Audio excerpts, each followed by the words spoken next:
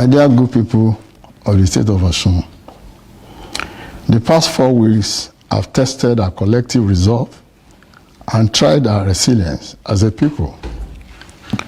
Collectively, we have risen stoutly to the occasion and proved that standing together, we can push back against a battle as fierce as COVID-19 pandemic.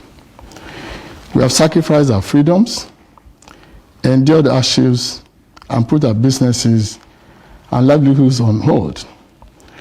We have been our brother's keeper to give the virus a fight, made concerted efforts to heal our land and save our people.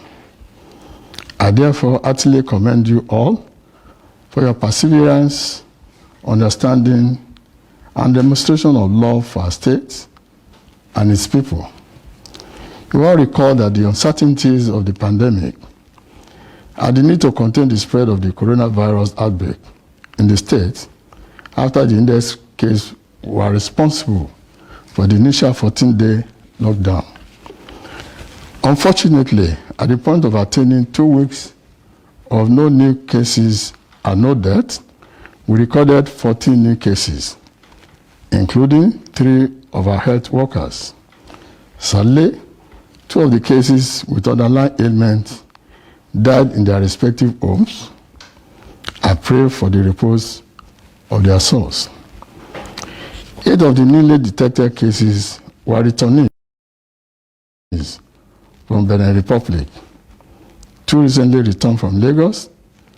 3 had contacts with previously confirmed cases, while the remaining one, who is a tuberculosis patient, was varied in from Ibadan.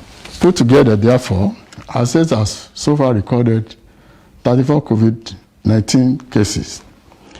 18 of them have been treated and discharged, while the rest are undergoing treatment. I must place on record the steadfastness of all our health workers and volunteers for their unusual commitment to duty and sacrifice in arresting the spread of this much-dreaded COVID-19 pandemic. Your collective sacrifice will never be in vain.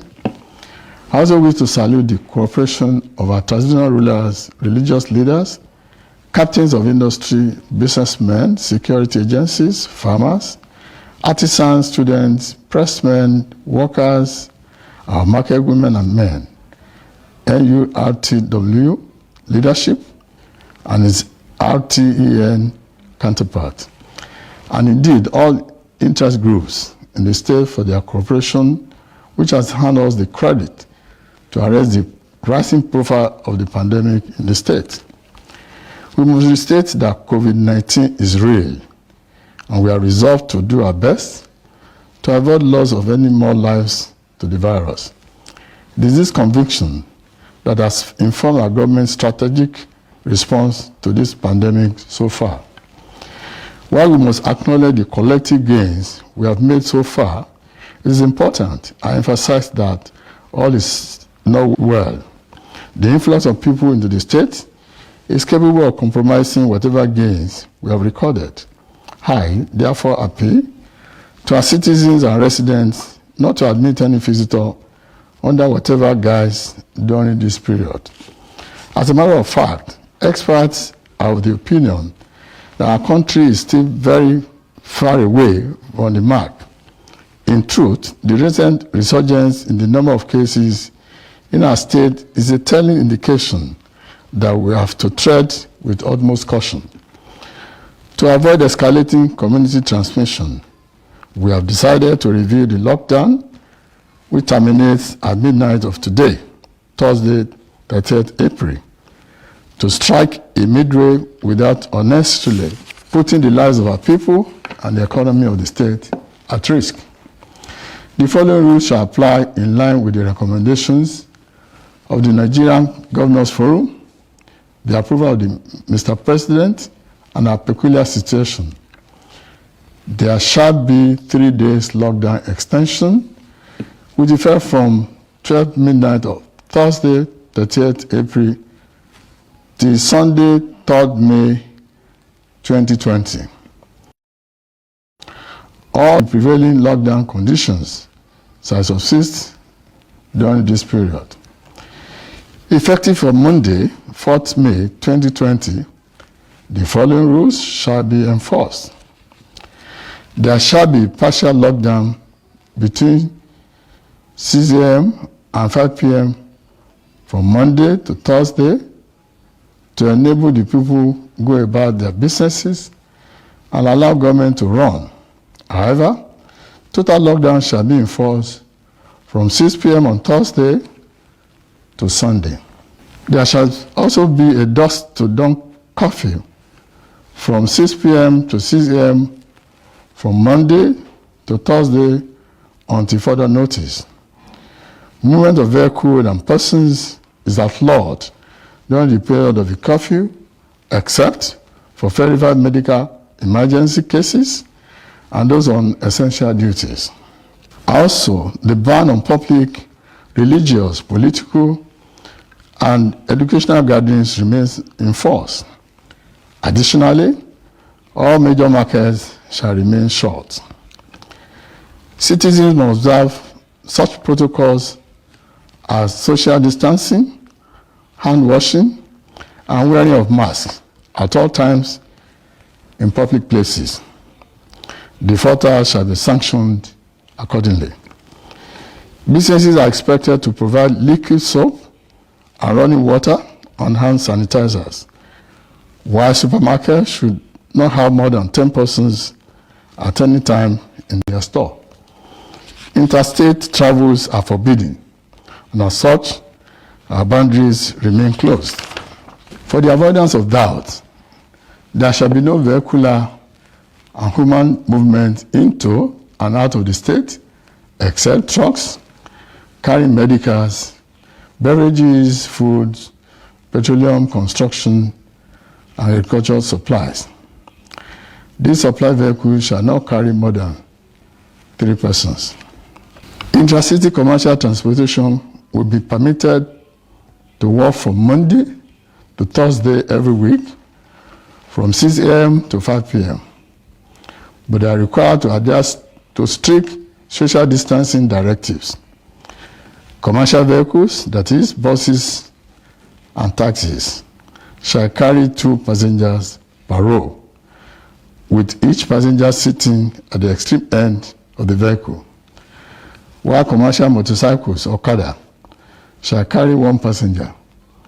Tricycles shall carry no more than 2 passengers and no passenger in front. Violators of the aforementioned directives will be prosecuted in accordance with the laws of the state. Any facility or establishment that violates the above directives will be shut down, and any vehicle caught in violation will be forfeited to the state government. Government will continue to intensify efforts at COVID-19 testing so as to be able to deal with the pandemic as quickly as possible. Officers and staffs on grade level 12 and above, administrative officers irrespective of their grade levels, those on essential services, and those whose services may be required by the accounting officers are to report at their desks Monday to Thursday at the usual working hours. They must adhere strictly to the protocols of NCDC. You all recall that the distribution of the palliatives sourced by the 21-member Food and Relief Committee began on Tuesday this week. The committee will continue to source for and administer palliatives for the vulnerable in the state in conjunction with relevant government officials. On behalf of the government and the people of the state of Osun, I express immense gratitude to the 21-member Food and Relief Committee who threw their all into this assignment in the service of their fellow citizens. Their commitment demonstrates in clear terms that our most precious capital is our people. The people whom they served selflessly have something to learn from their example and pass to posterity. COVID-19 transmission is a human error which occurs as a result of indiscipline and ignorance. I would therefore like to appeal to all of us to obey the rules in our collective interest. I commend security agencies for their role in enforcing the lockdown order at our land boundaries. I appeal to them to ensure all acts capable of compromising the effectiveness at their duty posts, as any act of compromise is capable of eroding whatever gains we have recorded in our battle to contain the spread of the virus. My dear good people of Osun, the rise in our COVID-19 patients in the last 4 weeks were predominantly as a result of imported cases. We have been able to limit community transmission to its barest minimum as a result of your phenomenal cooperation and discipline. Our ability to continue on this path will determine the progress we shall make going forward. Let us therefore collectively focus on doing all it takes to hold this deadly virus in check and heal our land. Together we can do it. I thank you for listening.